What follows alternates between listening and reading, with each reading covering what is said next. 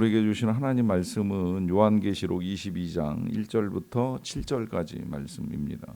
요한계시록 22장 1절부터 7절까지 말씀을 저와 여러분들이 한 절씩 교독하겠습니다. 또 그가 수정같이 맑은 생명수의 강을 내게 보이니 하나님과 및 어린 양의 보좌로부터 나와서 길 가운데로 흐르더라. 강 좌우에 생명나무가 있어 12가지 열매를 맺되 달마다 그 열매를 맺고 그 나무 잎사귀들은 만국을 치료하기 위하여 있더라. 다시 저주가 없으며 하나님과 그 어린 양의 보좌가 그 가운데에 있으리니 그의 종들이 그를 섬기며 그의 얼굴을 볼 터이요 그의 이름도 그들의 이마에 있으리라. 다시 밤이 없겠고 등불과 햇빛이 쓸데없으니 이는 주 하나님이 그들에게 빛이심이라. 그들이 세세토록 왕노릇 하리로다. 또 그가 내게 말하기를 이 말은 신실하고 참된지라. 주 곧 선지자들의 영이 하나님이 그의 종들에게 반드시 속히 되어질 일을 보이시려고 그의 천사를 보내셨도다. 같이 읽습니다. 보라 내가 속히 오리니 이 두루마리의 예언의 말씀을 지키는 자는 복이 있으리라 하더라. 아멘. 어제 제가 말씀을 나누기 시작을 하면서 이 새로운 도시의 모습이 보여주는 이 감격에 대한 말씀을 드렸습니다. 처음 이 도시가 형성되고 만들어지고 할 때 새롭게 만들어지는 것이 주는 감격이라고 할 수가 있겠지요. 하지만 그 감격이 시간이 흐르면서 반복되지 않습니다. 혹시나 이 자리에 새로 지어진 아파트에 입주해 보신 경험이 있으신 분들은 이제 새 아파트 입주할 때도 큰 기쁨이 있었을 것이라고 생각을 하는데 그 기쁨이 1년, 2년 혹은 수년의 세월이 흐르면서 지속되기는 어려운 것이지요. 어쩌면 그래서 이제 이 시편의 기자가 시를 쓸 때 새 노래로 여호와께 노래하라라고 하는 말씀을 하셨는지도 모르겠습니다. 뭔가 시간이 흐르면서 이전 것들이 식상하게 이제 우리에게 느껴질 수 있다는 것이지요. 그러다 보니 또 한편으로 이 전도서 기자는 해 아래 새 것이 없다라고 하는 표현을 통하여서 이 새로울 것이 없는 세상이 아닌가 하는 이제 이야기를 우리에게 전해 주기도 하였습니다. 그럼에도 불구하고 하나님은 이 요한계시록 마지막 부분에서 다시 한번 우리에게 만물을 새롭게 하노라고 말씀을 하십니다. 그것은 실제로 지금도 우리가 이제 느끼고 경험할 수 있는 것들인데 하나님은 늘 만물을 새롭게 만들어 가시지요. 비슷하게 만들어지는 것 같아도 그 어느 것 하나 똑같은 것이 없습니다. 작년에 피었던 꽃과 작년에 피었던 잎사귀들이 다시 난다 할지라도 어떤 모양 하나도 똑같은 모양을 가지고 태어나는 것은 없습니다. 다 새로운 모양, 새로운 형태로 태어납니다. 물론 비슷하기는 합니다만은 그러나 완벽하게 똑같은 것을 만들어내는 것은 사람이 하는 것이지 하나님께서는 어떤 모양도 다 다르게 만드심으로 말미암아 늘 새로운 세상이라고 하는 것을 경험할 수 있게 해 줍니다. 우리가 하늘에 떠 있는 구름을 봐도 심지어 이 구름이 어제와 오늘의 구름이 다를 뿐만이 아니라 1시간 전의 구름과 그 후의 구름은 모양이 완전히 다릅니다. 늘 새롭게 바꾸어 가시는 이 하나님의 손길이 있다는 사실을 우리로 확인하게 해 주시는 것이지요. 그러하기 때문에 이 세상 절대 지루하지 않습니다. 혹자는 하나님의 나라에서 먹고 마시고 즐기기만 하면 그 날들이 무료하고 지루한 날들이 되지 않겠느냐라고 하는 걱정까지 하시는 분들이 계시는데 저는 절대 그렇게 생각하지 않습니다. 저도 어렸을 때에는 천국이 마냥 좋기만 하면 무슨 재미가 있겠는가 하는 생각을 했던 적도 있습니다만은 그러나 배워가면서 알게 된 하나님의 성품에 따른 천국은 날마다 새로운 기쁨과 감격이 우리 안에 주어질 것이라고 생각을 합니다. 그것도 우리가 상상하는 것 이상의 은혜가 예비되어 있기 때문에 얼마든지 소망할 수 있고 기대할 수 있고 그 날들이 이 땅에서 우리가 잠깐 누리다가 지나가는 것 내지는 지루하게 반복되는 일상과는 전혀 다른 날들이 될 것이다라고 하는 것을 분명하게 알 수 있습니다. 그렇다면 이제 우리가 어제 보았던 이 보석으로 만든 예루살렘 성 벽으로부터 시작해서 성곽과 문 그리고 그 길에 이르기까지 지천에 널려 있는 것이 여러 가지 보석으로 만들어진 이 예루살렘 성 우리가 들어가게 될 시온 성 안에는 과연 어떤 일들이 벌어지고 있을까? 오늘은 이 사도 요한이 이제 성 안에서 본 내용의 일부를 우리에게 전달을 해 주는데요. 제일 먼저 1절에 이런 내용입니다. 또 그가 수정같이 맑은 생명수의 강을 내게 보이니 하나님과 및 어린 양의 보좌로부터 나와서 길 가운데로 흐르더라 합니다. 제일 먼저 성 안에서 보이는 것은 이제 맑은 생명수의 강인데, 이게 얼마나 맑은지 수정같이 맑다라고 하는 이제 말씀을 하고 있고요.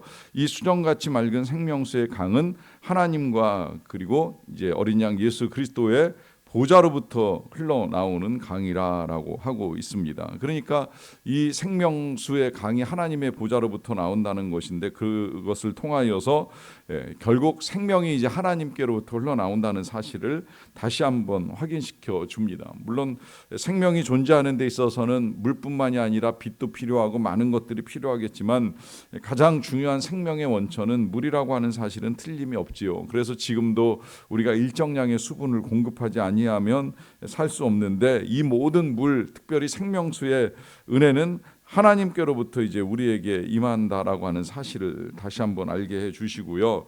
그로부터 시작된 이 생명수의 강이 이제 이 성 중앙에 있는 길 가운데로 흐르는 모양을 알려줍니다. 그리고 그 물이 흐르는 이제 길 좌우편에 생명나무가 자라고 있는데, 이 생명나무가 12가지의 열매를 맺고 달마다 그 열매를 맺는다 그래요. 이걸 통하여서도 이제 지금 우리가 알게 되는 일상의 나무들은 1년에 한 차례 열매를 맺고 지나가는 것처럼 보이지만, 그러나 이제 이 새로운 땅, 새 하늘 아래에 있는 생명수들은 이 나무의 열매도 얼마든지 바꿔가면서 이 열매를 가질 수 있다라고 하는 것을 알려줍니다. 그러하기 때문에 오히려 더 정말 신선하고 새롭게 접할 수 있는 내용이라고 하는 것을 분명히 알게 되고요. 이와 더불어서 그 나무의 잎사귀들은 만국을 치료하기 위하여 있더라라고 하는 말씀을 합니다. 자, 여기 만국을 치료하기 위하여 잎사귀들이 있다라고 하는 것인데, 만국에는 많은 사람들이 살고 있고 또 많은 사람들 안에 수많은 질병들이 있습니다. 뭐 지금 우리가 사는 이 세상에도 수많은 질병, 그 원인을 찾아서 치유하는 질병도 있지만 치유하지 못하는 불치병같이 여겨지는 병들도 있기 때문에 우리가 늘 고통을 겪습니다. 그런데 지금 하나님께로부터 나오는 생명수의 공급을 받고 자라고 있는 이 생명나무의 잎사귀들은 열방의 어떤 질병이라고 할지라도 치유하는 권세와 능력을 가진 잎사귀들이기에 이제 이것을 통해서 놀라운 하나님의 은혜가 또다시 나타나게 된다는 것이죠. 그 은혜는 다시 말하면 이제 하나님의 뜻과도 일치가 되는데, 그 뜻은 치료와 회복과 생명이라고 하는 거예요. 그래서 이 만국의 그 어떤 고통을 당하던 자들도 다 이 예루살렘 성 안에서 그간의 모든 질병과 고통이 치유되고 회복되고 하나님께서 주시는 생명의 은혜를 누릴 수 있게 된다 하는 약속의 말씀입니다. 특히 이 질병 가운데에는 이 사람의 몸에 나타나는 질병도 있지만, 지금은 이제 뇌의 질병도 있고 심지어 이제 마음의 질병 같은 경우에는 우리도 그런 표현을 사용하잖아요. 내적 치유가 필요합니다 라고 하는 말씀을 하지요. 이것은 우리의 질병이 참 다양한 형태로 나타난다는 거예요. 과거에는 그냥 몸만 고치면 되는 줄 알았는데, 뇌에 병이 드니까 마음이 우울해지기도 하고 힘든 시간을 보내는 경우도 있는데, 이런 질병까지도, 더 나아가서는 과거에 뭐 부모나 혹은 그 누군가로부터 받았던 마음의 상처까지도 완벽하게 치유하는 은혜는 하나님께서부터 허락하시는 이 보좌의 생명수로부터 이르게 된다라고 하는 것을 통하여, 하나님은 우리가 치료되고 회복되고 그 생명을 누리는 자로 살아가기를 원하신다라고 하는 것이 더욱 확실해집니다. 자, 그러면 이제 하나님이 이와 같은 성을 만드시고 또 성 안에 물과 나무를 허락하시면서 열매를 맺고 잎사귀를 치유하시는 일들을 이루어 가시는 이유가 어디에 있겠습니까? 그 이유가 이제 이어지는 3절인데요. 다시 저주가 없으며 하나님과 그 어린 양의 보좌가 그 가운데에 있으리니 그의 종들이 그를 섬긴다라고 하십니다. 자, 여기 지금 하나님과 어린 양의 보좌가 이제 한복판에 자리를 잡고 있는 가운데에 그의 종들이 그를 섬긴다라고 합니다. 자, 이때의 종들은 누구겠습니까? 이 종들은 하나님을 섬기기에 만들어진 천사들 뿐이겠습니까? 아니지요. 우리들도 결국은 하나님의 종으로 하나님을 섬기고 경배하고 예배하는 건 틀림이 없습니다. 다만 이 종으로 하나님을 섬기는 이것이 다른 것은 여기 가장 앞부분에 나와 있는 표현과 연결해서 봐야 되는데요. 그것은 다시 저주가 없는 상태에서 하나님을 섬기는 은혜입니다. 자, 이때 이 저주라는 건 죄로 인하여 당하게 되는 이 땅에 우리의 많은 고난으로부터 시작을 해서 질병과 사망과 하나님의 진노와 심판에 이르는 모든 것들이죠. 그런데 지금 이 모든 것들이 사라진 새하늘과 새 땅, 새 예루살렘에서의 섬김은 그런 것들이 없는 상태에서 하나님을 위하여 예배를 드리는 섬김입니다. 그러니 이게 얼마나 기쁘고 감격스러운 일이에요. 그러다 보니 이 섬김은 지금 이 땅에서 누군가 종으로 주인을 섬기는 그 억압과 고통의 상태에 있는 모양이 아니라 4절과 연결해서 보시면 이런 내용입니다. 그의 얼굴을 볼 터이요 그의 이름도 그들의 이마에 있으리라 라고 하는 이 말씀을 통하여 하나님과 마주대하는 자리에서의 아름다운 동행의 기쁨을 누리는 섬김입니다. 사실 이 동행이라고 하는 것이 우리가 이 땅에서 해야 된다라고 하는 것을 많이 듣기도 하고 알기도 하면서 해보고자 하는 이제 마음을 가졌던 분들이 적지 않다고 생각을 합니다. 그런데 하다 보면 참 쉽지 않다 이제 이런 말씀들도 많이 하세요. 왜 어렵겠습니까? 어려운 건 이 땅에 수많은 유혹이 있고 죄악이 있고 우리의 삶의 분주함 때문에 우리가 할 수 없었다라고 하는 생각을 하게 되는 것이죠. 그런데 이제 우리에게 열리게 되는 이 새로운 세상에서는 이런 것들이 다 사라진 상태에서 하나님을 만나고 대하고 섬기는 일을 하게 돼요. 그러니 그야말로 24시간 이제 하나님과 함께하는 기쁨과 은혜를 누리게 되는 것이지요.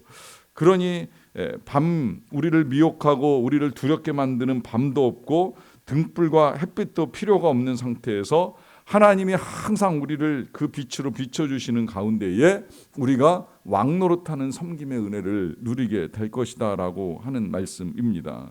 다시 말하면 오랫동안 우리에게 약속되었던 빛 가운데 거하는 삶이 이제 시작이 되는 것입니다. 이 빛 가운데 거하는 삶이 가능하기 때문에 어둠도 죄악도 완전히 소멸된 세상에서의 은혜를 누리는 것입니다.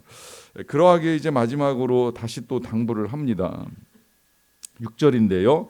또 그가 내게 말하기를 이 말은 신실하고 참된지라 주 곧 선지자들의 영의 하나님이 그의 종들에게 반드시 속히 되어질 일을 보이시려고 그의 천사를 보내셨도다라고 합니다. 자, 여기 다시 한번 천사를 보내서 하나님이 이 요한을 통해 전한 말씀을 설명을 하고 계시는데요. 그런데 이 설명 속에 조금 눈여겨보고 싶은 것은 이 하나님에 대한 소개가 이렇게 되어 있습니다. 주 곧 선지자들의 영의 하나님이시라라고 합니다. 자, 여기서 왜 우리 하나님을 특별하게도 우리가 지금까지 들어본 적이 없는 이 선지자들의 영의 하나님이라고 하는 말씀으로 소개를 할까요? 자, 선지자들의 영은 하나님께로부터 부르심을 받아 선지자들에게 장차 될 일을 보여주도록 명받고 전해준 영이겠지요. 그 영의 명을 받은 선지자들은 이미 구약에서 오래전에 하나님의 말씀을 전하는 일들을 해왔습니다. 그런데 그 말씀을 전할 때에 쉽게 전해진 것이 아니라 듣는 사람들로부터 거부와 의심의 반응을 많이 겪었어요. 지금 우리 교역자들은 이제 예레미야서 읽어 나가고 있는데 앞서 읽었던 이사야나 혹은 지금 읽는 예레미야나 심지어 에스겔에 이르기까지 이 선지자들이 하나님의 영을 힘입어서 말씀을 전할 때마다 얼마나 많은 핍박이 있었습니까? 고난을 당했어요. 죽을 뻔한 위험도 겪는 데다가 구덩이에 던져지기도 하고 또 때로는 정말 짐을 지고 문을 드나들면서 이런 고난이 임할 것이다라고 하는 것을 알리는 가운데에 반역자로 몰리는 아픔도 겪어야만 했습니다. 그런데 시간이 지나고 나서 보면 그들의 예언이 틀린 건 하나도 없었어요. 그들의 예언이 그대로 다 성취가 됩니다. 자, 이 사실을 통해서 우리에게 알려주시는 것이지요. 바로 선지자들의 영을 통해서 말씀하신 하나님의 말씀은 하나도 땅에 떨어지지 않고 때가 이르면 반드시 이루어진다는 거예요. 그러니 요한을 통해서 전해진 하나님의 말씀도 그냥 지나가는 건 없다는 사실입니다. 반드시 이루어진다는 사실입니다. 그러하기 때문에 이제 7절에 이런 당부를 하는 것이죠. 보라 내가 속히 오르니 이 두루마리의 예언의 말씀을 지키는 자는 복이 있으리라 하십니다.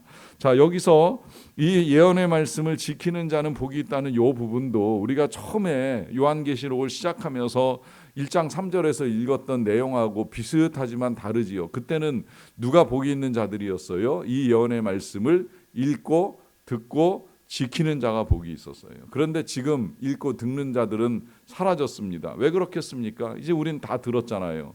1장부터 여기까지 다 들었잖아요. 이제 우리가 해야 될 일은 뭐예요? 지키는 것뿐입니다. 읽고 들었던 말씀을 잘 지켜나가는 것만 하면 되는 거예요.